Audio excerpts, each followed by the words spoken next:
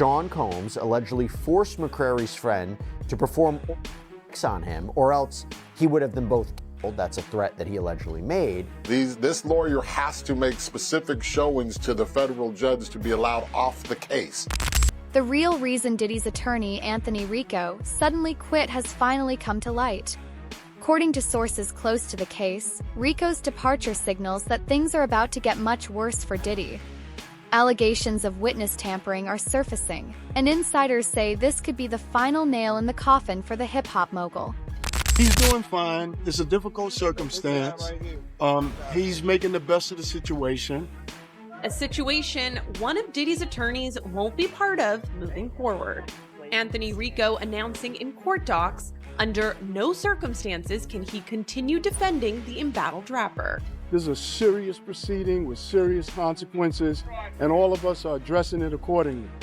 In a motion filed on Thursday, Rico stopped short of revealing why he's stepping down from Diddy's legal team, just months ahead of the music mogul's scheduled trial date in May for sex trafficking and racketeering charges, all of which Diddy's denied. You know, Dr. King called it the law of unintended consequences. So sometimes the more you push a person down, the stronger they get. That's Rico speaking up late last year for his now former client. ET's learned the attorney's exit will not affect Diddy's other attorneys, nor their defense strategy. I told Mr. Combs I'm going to try and get his case to trial as quickly as possible. He has been ready to defend this case since he first found out about this case. Nothing has changed from his perspective. You're going to hear about my party. They're going to be shutting them down. They're going to probably be arresting me.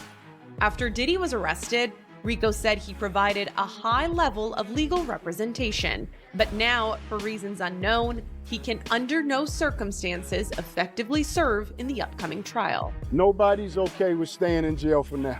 Detention center with Diddy and high-profile death penalty attorney Anthony Rico. Now, while the pair joined around the same time, Anthony in a court filing on Friday said he's leaving the case. In the filing, Anthony Rico said, quote, "For the reasons set forth below, this motion for withdrawals is filed so that Sean Combs may move forward with his defense and to commence jury selection and trial without any delay. As a result of discussion with lead counsel Mark Agnifilo, this motion for withdrawal of counsel is filed. While I am aware that the local rule requires that an application for withdrawal of counsel is supported and granted, there are sufficient reasons related to protections afforded by the attorney-client privilege for brevity in my application for withdrawal as counsel in this case. Although I have provided Sean Combs with the high level of legal representation expected by the court, under no circumstances can I continue to effectively serve as counsel for Sean Combs," end quote. Now, essentially in legalese, I quit, but I can't go into details because of attorney-client privilege. According to the filing, though, the defense shakeup won't delay the case. Diddy will continue with 5 attorneys. That's Mark Agnifilo, Tenny Garagos, Alexandra Shapiro, Jason A. Driscoll, and Anna Estevan. In his official filing to withdraw as Diddy's lawyer, Rico cited irreconcilable differences and made it clear that he could no longer defend his client.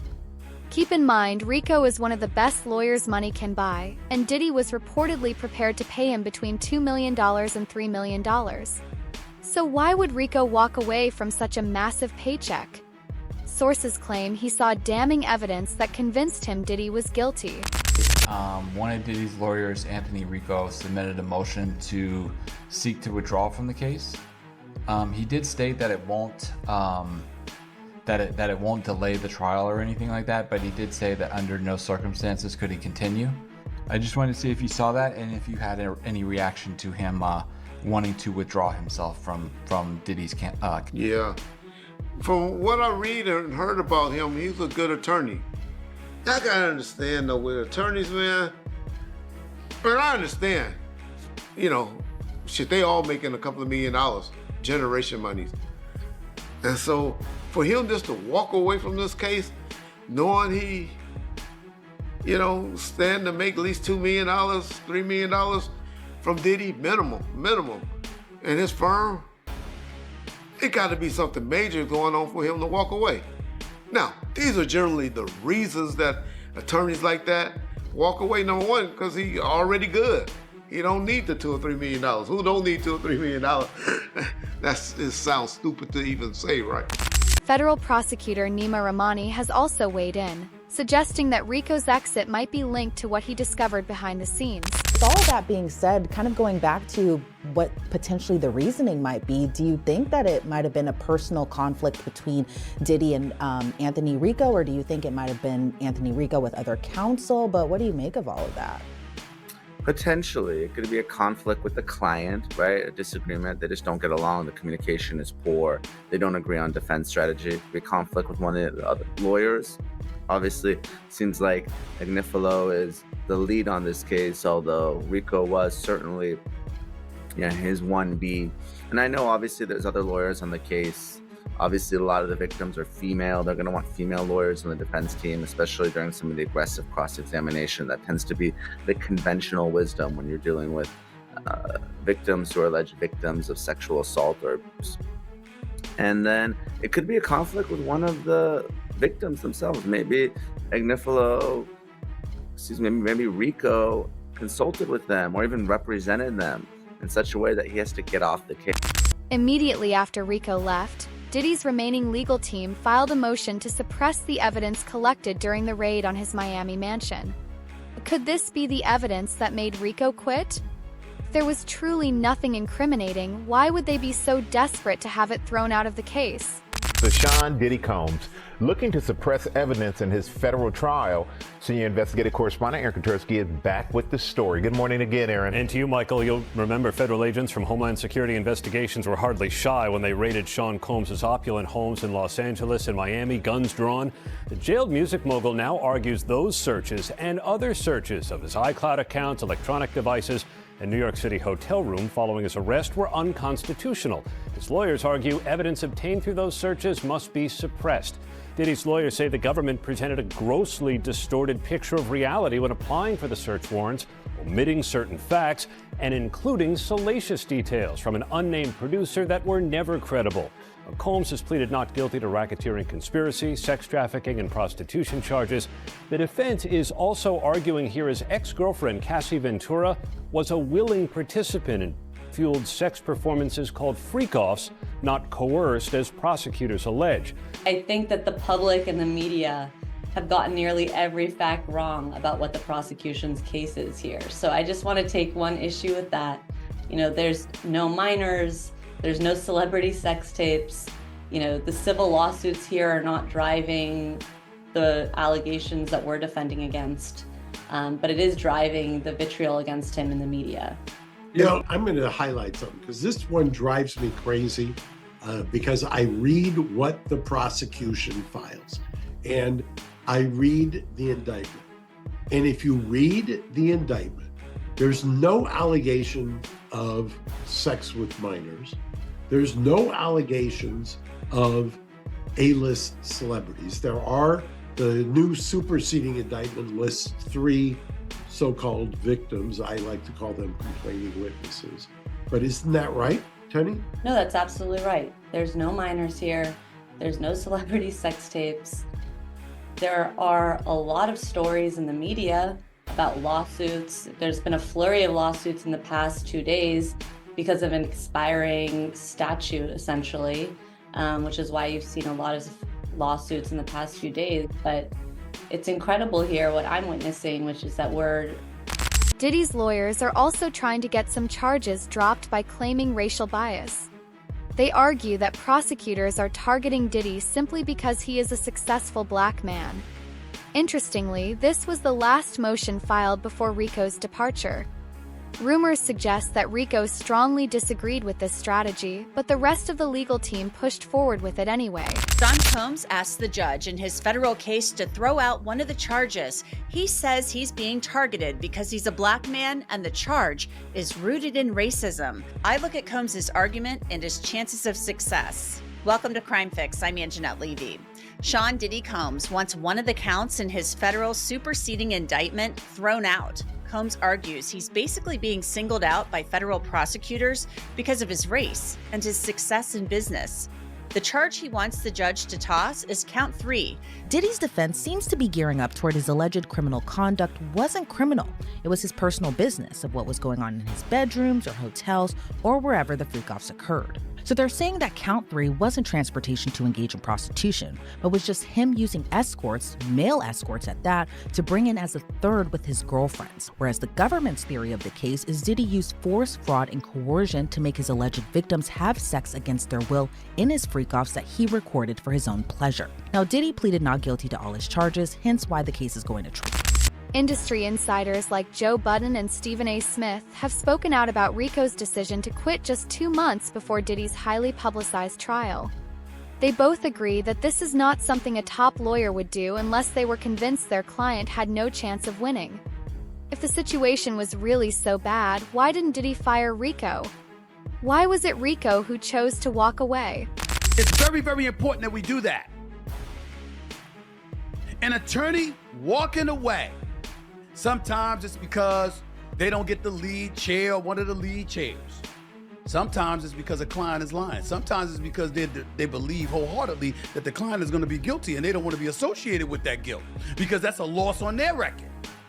It could be a variety of things, but the fact that we are speculating about that when the trial date hasn't even started yet concerns me, because I'm one of those people, ladies and gentlemen, who firmly believes it's virtually impossible to find a jury that's not contaminated by some kind of information that's been put out to the public before a trial begins. I'm not one of those that believes that. May 5th is May 5th. I mean, come on now. That's more than 2 months away. Jury ain't been selected yet. You trying to tell me nobody that's on the jury will have heard that a lawyer backed out of the case? I don't know about y'all, but I find that that's not a good thing for Sean Diddy. Meanwhile, Diddy is allegedly trying to get Tony Busby, the lawyer representing many of the victims, disbarred. Instead of fighting the allegations directly, it seems Diddy is trying to take down the attorney leading the case against him. Rumors started circulating that Busby had already lost his license, but he quickly shut them down, saying he knew exactly who was spreading those false claims. Tony Busby wants to get involved in this Candace McCrary lawsuit. And more specifically, he is moved to be admitted to be the attorney for McCrary in New York on a pro hoc vice basis. Now, in other words, that is when you ask the court for permission to temporarily represent a client in a jurisdiction in which you're not licensed to practice. Now, in his motion to be admitted, he writes, "I'm in good standing of the bars of the state of Texas and New York, as well as the Eastern District of New York." So even though this particular lawsuit was filed in the Southern District of New York, he explains he's in good standing in a neighboring federal court. And in fact, in the filings, there is what appears to be an official certificate of good standing of Tony Busby from the Eastern District. There is also apparently a statement of his good standing and license to practice law in Texas. However, as explained in Tony Busby's affidavit in support of his motion to appear pro hoc vice and his actual motion. 8. Diddy appears to be willing to do whatever it takes to avoid this trial. A recent episode of Piers Morgan Uncensored featured a guest who claimed that Rico quit because of how aggressively Diddy's defense team was handling things. So far, Diddy has sued several of his accusers and even filed a $100 million lawsuit against NBC News for airing a documentary featuring the victims. It's clear Diddy is trying to silence anyone speaking out against him, and apparently Rico didn't agree with that approach. No, we do not convict people in America based on them being bad actors. We convict them based on bad acts. That was Cassie's involvement in that hotel hallway, a bad act? Absolutely. But as Matt says, the statute ran on that. Okay, let's just pivot. And the other thing about this, real quick, on this issue that the lawyer says, it's a term of art. It's like in law when you say we've had irreconcilable differences in a divorce. People say, well, that must mean he beat her. That must mean she beat him or was cheating. It doesn't mean it's a term of art. This lawyer has to make specific showings to the federal judge to be allowed off the case. And one of the ways you do that is that we've broken up and we can't get back together. And all he was saying is we've broken up and we can't get back together. In court, we often call it, we're waiting for Mr. Green to arrive, or Mr. Cash hasn't arrived. Everyone understands what the term of art means. And in this case, it means I'm not getting along with this dude because I want to be the big dog or the top dog, or I'm not getting paid enough money. Sean Diddy Combs sues NBC for $100 million over its Peacock documentary about him. According to docs obtained by E! News February 12th, the Bad Boy Records founder filed a lawsuit against NBC Universal seeking $100 million after Peacock, the streaming service owned by the media company, released the documentary Diddy, The Making of a Bad Boy. In the filing, Combs, who is currently in jail on sex trafficking and racketeering charges, accuses NBC Universal of defamation and alleged that the company maliciously and recklessly broadcast the documentary, which included claims that the rapper committed crimes like serial murder and sexual assault of minors without having a shred of evidence.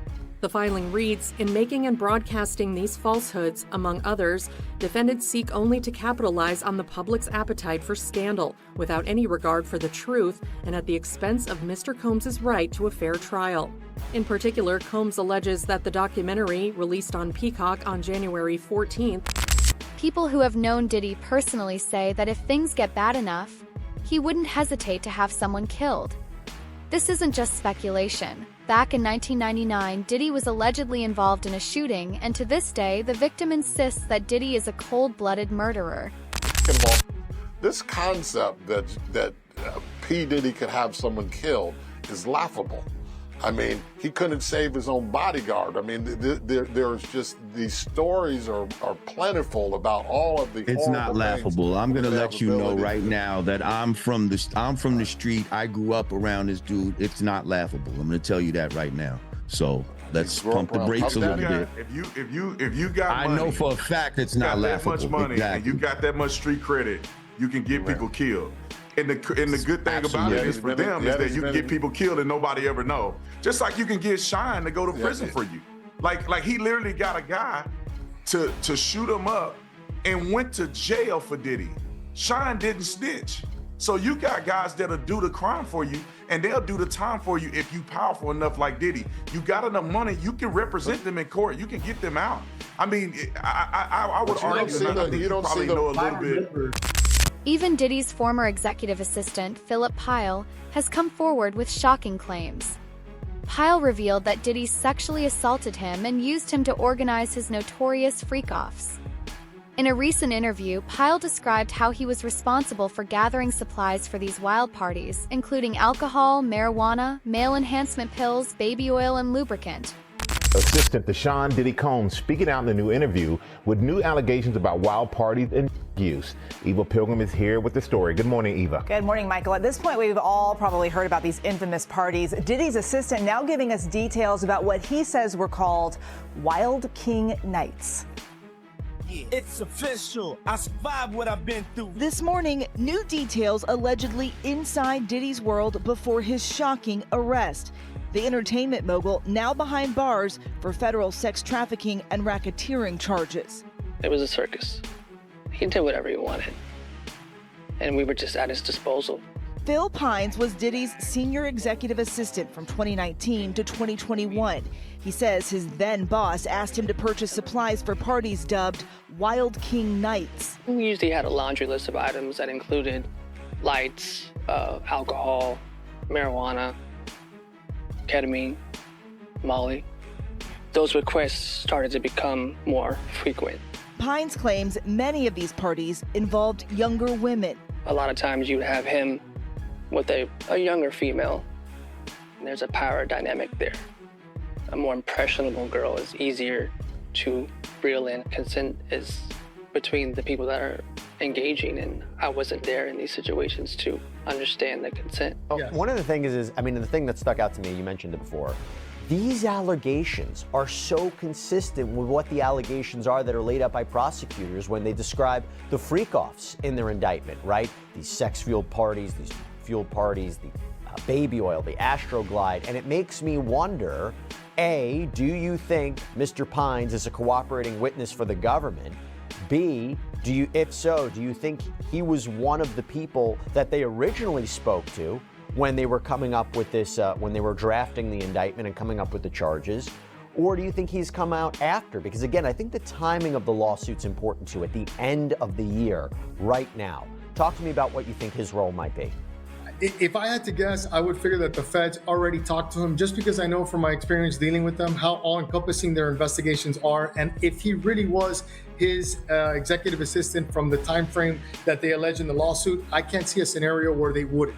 I mean, they investigate regular cases to the point that that I'm shocked when I see it as a criminal defense attorney with regular people. When you're talking about a high-profile celebrity case like this, I can't fathom that no one spoke to this individual prior to this. So I would think that they did speak to him, and I can't imagine that he's not. Another lawsuit has just been filed against Diddy, and this time the victim isn't staying anonymous. A woman named Candace McCree officially submitted her case, Candace McCree v. Sean Combs, alleging that Diddy assaulted her in 2004 under coercive and threatening circumstances. She claims that both she and her friend were victims that night. All of a sudden, she was escorted away to a separate room by a security guard who simply allegedly said to her, "You know what you're here for." He allegedly locked the door and left her and her friend inside with Sean Combs. And according to her, Sean Combs allegedly forced McCrary's friend to perform acts on him, or else he would have them both killed. That's a threat that he allegedly made. And when it came to McCrary, here is what the complaint reads, quote, "Combs soon turned his sights to Miss McCrary and forced her to take her clothes off, again under the threat of violence. Once she was undressed, Combs forced himself on her and began to sexually assault her. Combs fondled, molested, and ultimately raped Miss McCrary, all while she was begging him to stop. Soon, and likely due to Miss McCrary's cries, the door opened and the security guard from earlier came in to ask if everything was all right. Miss McCrary's friend took the opportunity to rush out of the recently locked door. Miss McCrary, however, could not move as Mr. Combs was still on top of her. Combs got off Miss McCrary to talk to the security guard. He left the room but told Miss McCrary to stay, otherwise she would be killed. After about half an hour of sitting in the dark room by herself, another security guard came and told her that she could leave. Miss McCrary gathered her things and left immediately and called a taxi back to her dormitory in downtown. Right now, Diddy's only defense is that everything that happened was consensual. In most assault cases, the accused can deny the acts ever took place, but Diddy has a problem. Everything was recorded. He personally filmed the evidence being used against him. Now, his legal team has to prove that every single act was consensual. Huge blow to Diddy's defense team just 3 months before his high-profile trial is expected to start. On Friday, a surprising announcement came down. One of his defense attorneys suddenly quits the case. I'm Elizabeth Milner with Law and Crime. Now, this particular defense attorney's reason for quitting wasn't really a reason at all, making his departure a lot more puzzling. Shortly after Diddy's arrest, his defense team grew when he stacked on 2 more defense attorneys to join Mark Agnifilo and Tinny Garagos at the defense table. Now, the 2 that joined at the time were high-profile attorney Alexandra Shapiro, whose client Sam Bankman-Fried actually shared a unit at the detention center with Diddy, and high-profile death penalty attorney Anthony Rico. Now, while the pair joined around the same time, Anthony, in a court filing on Friday, said he's leaving the case. In the filing, Anthony Rico said, quote, "For the reasons set forth below, this motion for withdrawals is filed so that Sean Combs may move forward with his defense and to commence jury selection and trial without any delay. As a result of discussion with lead counsel Mark Agnifilo, this motion for withdrawal of counsel is filed. While I am aware that the local rule requires that an application for withdrawal of counsel is supported and granted, there are sufficient reasons related to protections afforded by the attorney-client privilege for brevity in my application for withdrawal as counsel in this case. Although I have provided Sean Combs with the high level of legal representation expected by the court, under no circumstances can I continue to effectively serve as counsel for Sean Combs," end quote. Now, essentially in legalese, I quit, but I can't go into details because of attorney-client. Even behind bars, Diddy hasn't stopped breaking the law. Prosecutors have presented phone records from MDC that prove he tried to coerce and threaten witnesses into backing down. This is one of the main reasons why Diddy's bail was denied. On Sean Diddy Combs, prosecutors are accusing Combs of trying to contact prospective witnesses and obstruct the case against him. Our senior investigative correspondent, Aaron Kotursky, is here with more on that. Good morning to you, Aaron. Good morning, Robin. Sean Combs is going to be asking a judge this week to release him on bail, but prosecutors now say the argument for detention has only gotten stronger. This morning, federal prosecutors are accusing Sean Diddy Combs of escalating his attempts to influence the jury pool and subvert his criminal case. Almost immediately after arriving at the federal jail in Brooklyn, prosecutors say Combs started using telephone accounts of at least 8 other inmates to call people not on his approved contact list. Prosecutors allege Combs frequently instructs family members and his attorneys to add other individuals via three-way call, which is not allowed. On some of those calls, prosecutors say Combs is explicit about his intention to use public statements to sway potential jurors, including this Instagram post by Diddy's kids. Happy birthday to Daddy. Prosecutors say Combs enlisted family members to plan and execute a social media campaign around the defendant's birthday, the first time we heard his voice from behind bars. Oh, thank y'all for being strong and thank y'all for being by my side and supporting me. I love y'all. I got the best family in the world. Prosecutors say Combs then monitored audience engagement from the video. News came out that his former bandmate from Dirty Money, she called the other group member Gunn 58 times trying to get her to stop the lawsuit against Diddy. She ain't the only one he was trying to get in contact with. You understand? He sent somebody through somebody else to try to get in contact with me, telling me enough is enough. Oh, okay. You tell Big Mama that enough is enough. You can't tell Wolf Mama enough is enough. You tell D Ferg Mama enough is enough. You understand? You tell all those people who supported you and they survivors, enough is enough. You didn't tell me about that. So he tried to get somebody to reach out to you? No, I got a phone call from Kirk Burroughs. And Kirk Burroughs, and I ain't gonna even give this guy no play. Not Kirk Burroughs, but one of the Puff dudes that I know that's real close to him said, Kirk told me, yo, he want to reach out to you, Gene. He want to speak to you. I said, speak to me for what? What do you want to speak to me for? If he's trying to speak to me, it's for Puff. Point blank. I know the dude. I know how close he is to Puff.